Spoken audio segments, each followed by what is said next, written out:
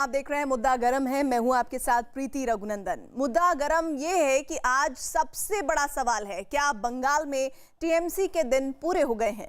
ये सवाल इसलिए क्योंकि केंद्रीय गृह मंत्री अमित शाह ने आज वर्चुअल रैली के जरिए ममता सरकार पर जमकर सियासी हमला किया। अमित शाह का दावा है कि बंगाल की जनता ममता सरकार से परेशान है और वो अब बदलाव चाहती है। इतना ही नहीं, अमित शाह के मुताबिक बंगाल की राजनीति में हिंसा का कारोबार होता है और विकास के लिए बीजेपी की जरूरत है। लेकिन अमित शाह की इस रैली के बाद टीएमसी ने भी पलटवार किया और अमित शाह के दावे को सिर्फ सपना करार दिया है, जो कभी पूरा नहीं होगा।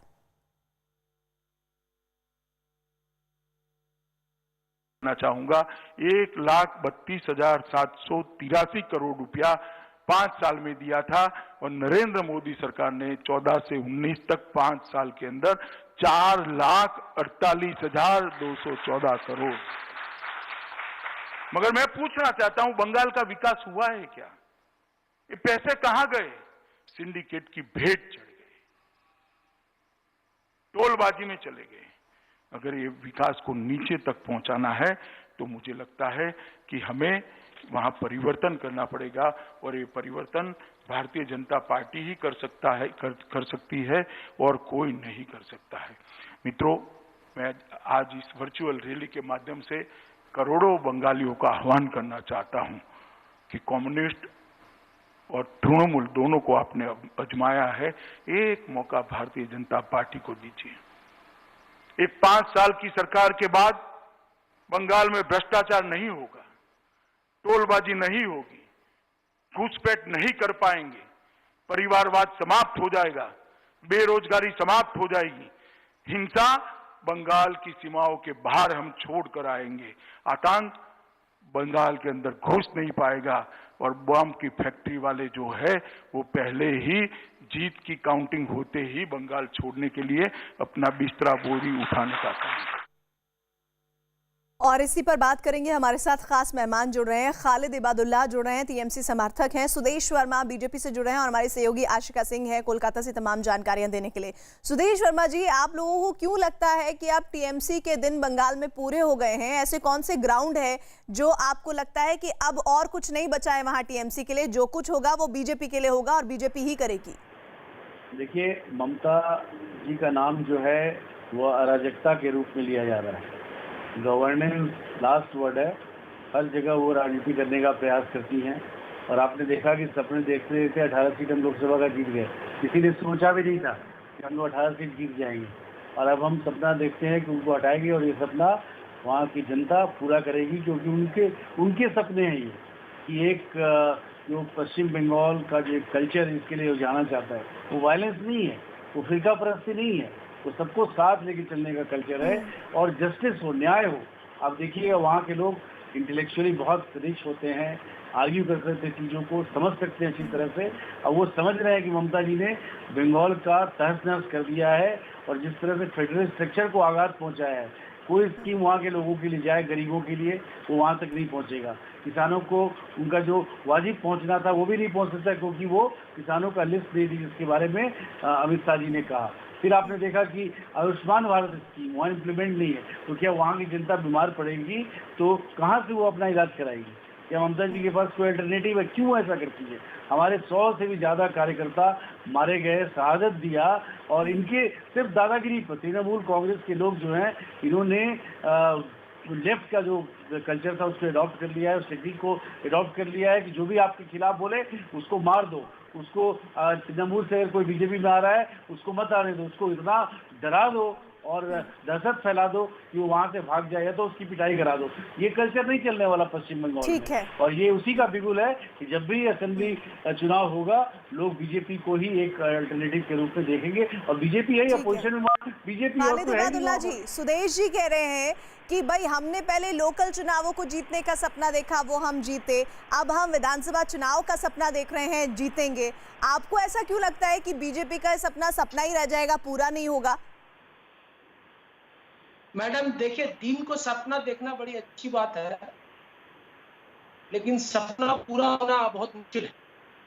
मैं यहाँ पे ये कहूंगा कि ये बड़ी बड़ी बातें कर रहे थे कि ये योजना और बलिदान की बातें करते हैं। इनको मालूम नहीं है कि पश्चिम बंगाल 9 सालों में ही वामफ्रंट से ही चुक्ति नहीं किया गया। इससे पहले 34 साल कांग्रेस और तृणमूल कांग्रेस जब एक साथ थी, तृणमूल कांग्रेस उसके बाद 10-20 सालों में जिस तरह से आंदोलन किए वामफ्रंट के विरुद्ध में, मैं समझता हूं 55,000 बलिदानियों का बलिदान है। और ये 100 बलिदान, वो भी बलिदान मुझे लगता है कि जो केंद्र सरकार की आशा में किसान आत्महत्या करते थे, उनको भी इन्होंने 100 में गिनती कर दिया। और 55,000 जो बलिदान तृणमूल कांग्रेस ने दिया है, उसको ये इन्होंने याद नहीं किया। ऐसे ही इतनी जल्दी वामफ्रंट से आजादी नहीं मिल गई है। और इन्होंने कहा कि बहुत बढ़िया बात बोल रही है।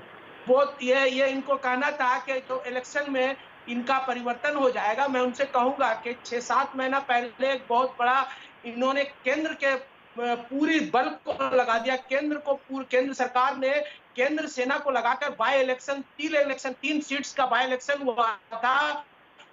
उनमें प्रेस इलेक्शन करवाया गया था, केंद्र की तरफ से करवाया गया था। पूरी तरह से केंद्र के जो सेना थे उस पर हर बूथ पे लगा दिया गया था। 1 सीट बीजेपी की थी, 1 सीट कांग्रेस की थी, 1 सीट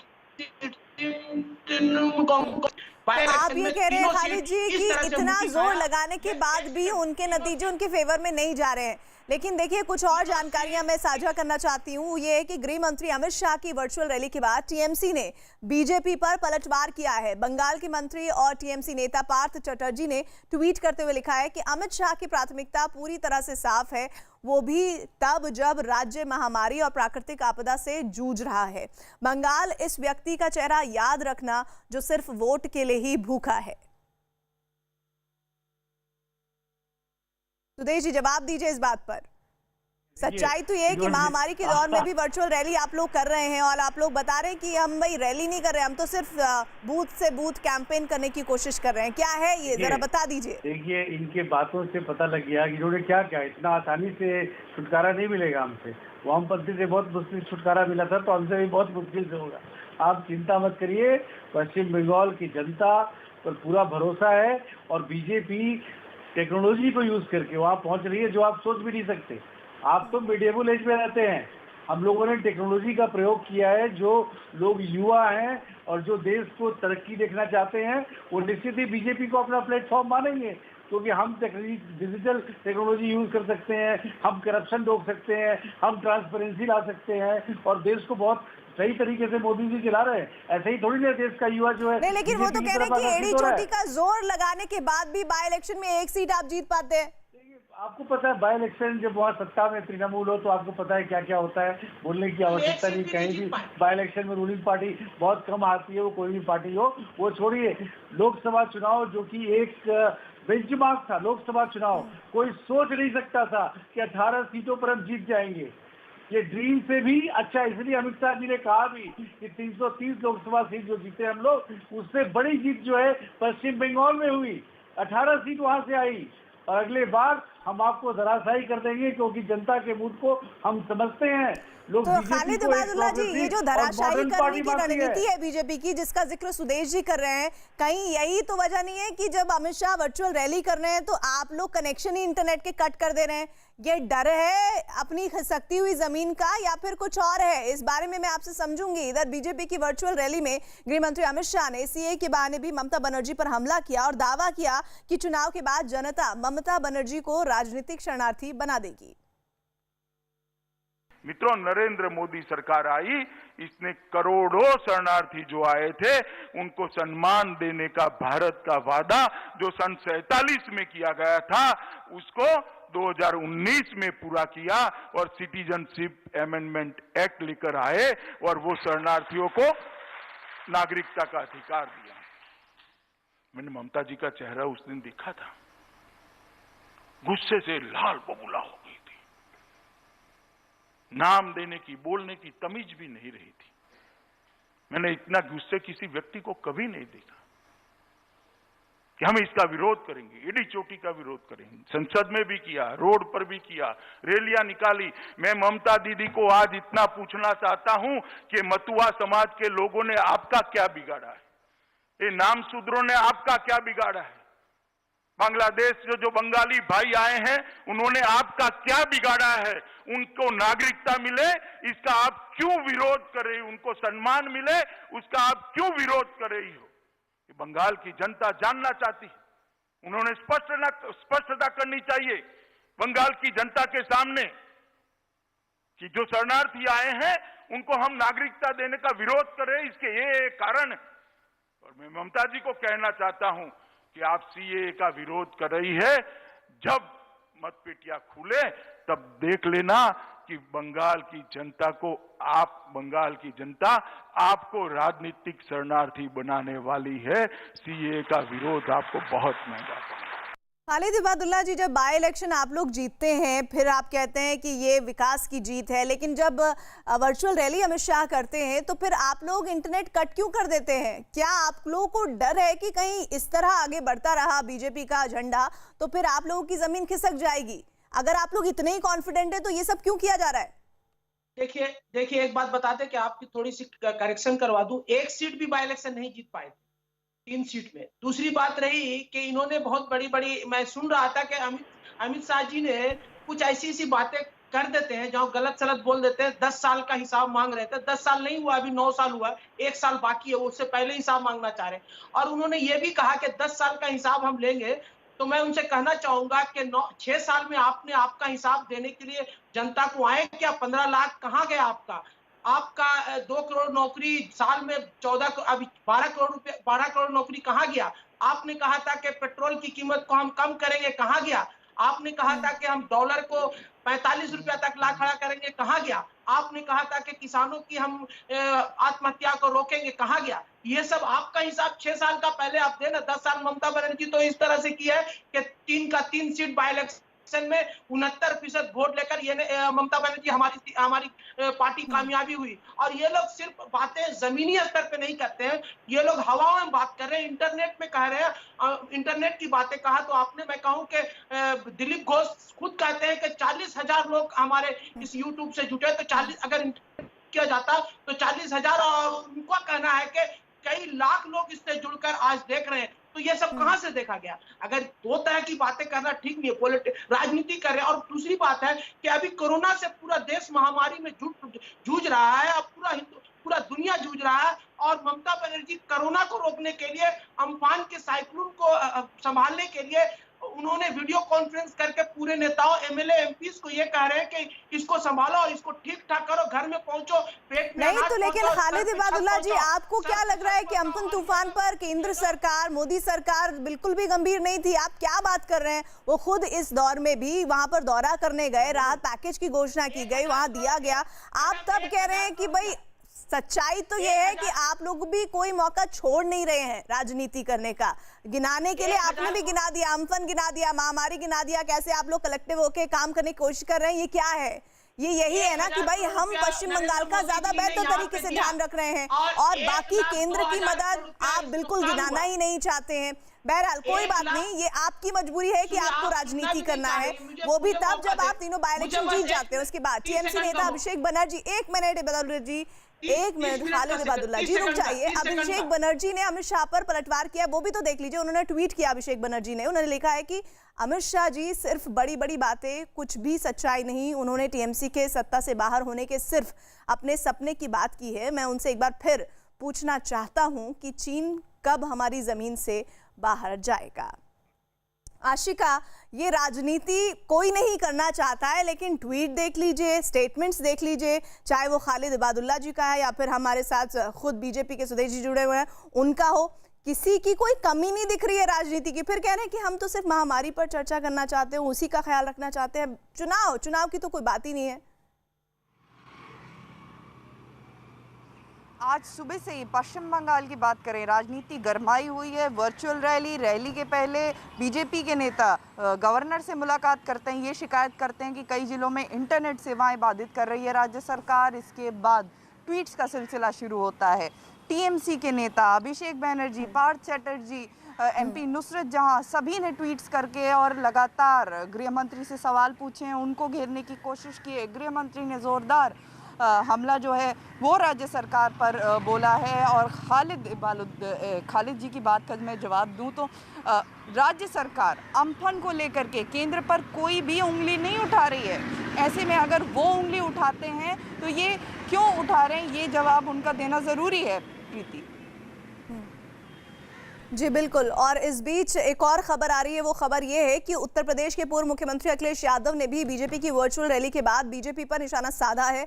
अखिलेश यादव ने ट्वीट करते हुए लिखा है कि सुना है बिहार की तरह आज पश्चिम बंगाल में भी अरबों खर्च करके विश्व रिकॉर्ड बनाने वाली एक खर्चुअल रैली या वर्चुअल रैली हो रही है। दावा यह है कि चुनावी रैली नहीं है, तो फिर बूथ स्तर तक इन्हें पहुंचाने के प्रयास क्यों? दरअसल बीजेपी झूठ का विश्व रिकॉर्ड बना रही है। सुदेश जी बता दीजिए अब इसका जवाब।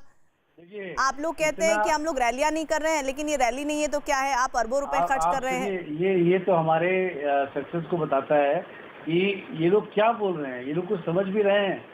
डिजिटल टेक्नोलॉजी को यूज करने में खर्चा नहीं लगता। आपका फोन है, इंटरनेट कनेक्शन है, वो सब जुड़ जाते हैं टेक्नोलॉजी के थ्रू। ये क्या बोल रहे हैं, इन्हें कुछ समझ में नहीं आ रहा है। और हमें अपनी पार्टी कैसे चलाना है ये आप बताइए। क्या हम तो अपनी, आपने बोला कि अमित शाह जी झूठ बोल रहे हैं। अमित शाह जी ने बताया अपने कार्यकर्ताओं को कि हम इस तरह से हिसाब लेंगे ममता जी का।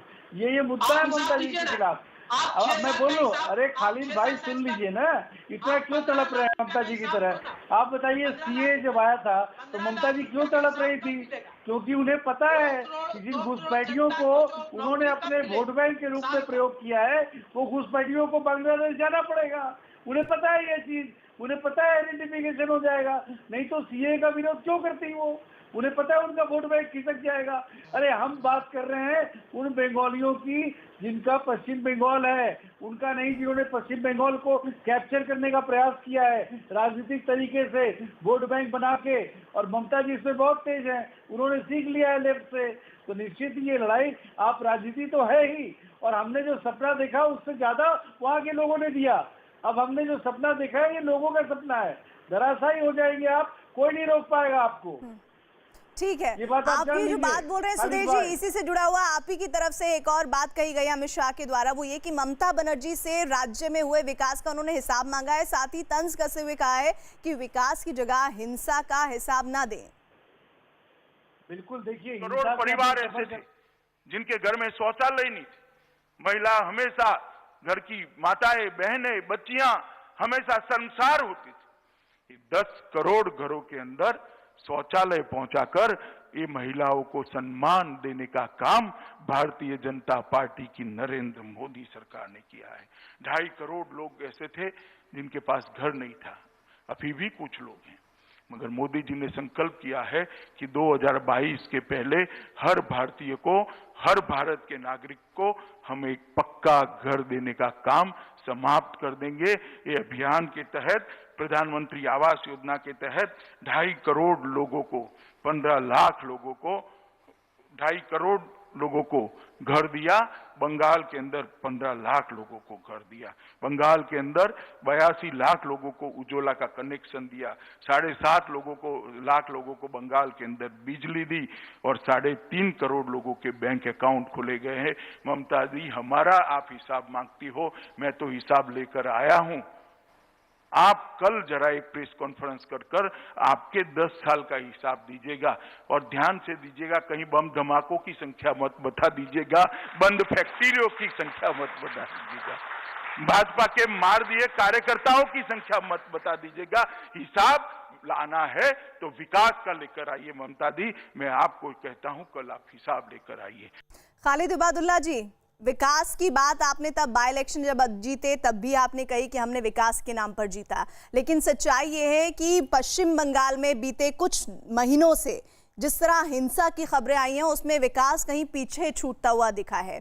जो अमित शाह ने बातें बोली हैं उनके आधार पर मुझे ऐसे 5 काम आप गिनवा दीजिए जो पश्चिम बंगाल में ममता बनर्जी सरकार ने किए हैं। देखिए, ये लोग को सिर्फ और सिर्फ एक ही टारगेट है, पश्चिम बंगाल और ममता बनर्जी को किस तरह से हटाना।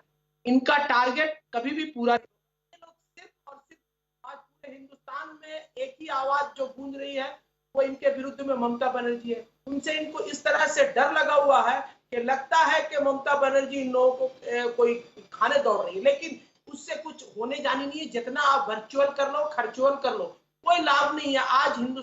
आज पश्चिम बंगाल में जमीनी स्तर पे ममता बनर्जी जुड़ी हुई है और इन्होंने बहुत बड़ी बड़ी योजनाएं गिनवाए। मैं उनसे 10 साल के खर्च, अभी भी आपने सुना 10 साल के खर्च मांग रहे हैं। इनको याद ही नहीं रहता अमित शाह जी को कि 9 साल अभी हुआ, अभी 1 साल मैं तो बाकी 10 साल की बात ही नहीं करी थी खालिद इबादुल्ला जी, आपने मेरी बात का जवाब नहीं दिया। मैंने कहा कि 5 ऐसी बातें गिना दे, अगर आपके पास होती वो बातें तो आप गिना पाते, और गिनाते तो पश्चिम बंगाल की जनता क्या पूरी देश की जनता सुनती। आपने वो बातें और वो मौका दोनों ही गवा दिया। सुदेश जी, आपका आखिरी कमेंट इस पर। देखिए, ऐसा है कि बोलते हैं ना, हाथ कंगन को फारसी किया, पढ़े लिखे को फारसी किया। तो आपके पास अगर फैक्ट है तो फैक्ट से बात करिए ना। हम तो फैक्ट से बात कर रहे हैं। किस तरह से आपने केंद्र के स्कीम को रोका, लोगों तक बेनिफिट इसके नहीं पहुंचे, ये इंश्योर किया, और उसके बाद जो हमने दिया उसको गिनवाया अमित शाह जी ने। इस पर आपके पास कोई जवाब तो है नहीं। आप सिर्फ वायलेंस कर सकते हैं, और आप जो हैं आपको लगता होगा वोट बैंक पॉलिटिक्स के कारण आप जीतेंगे, लेकिन अब आप नहीं जीत पाएंगे क्योंकि जनता सजग है।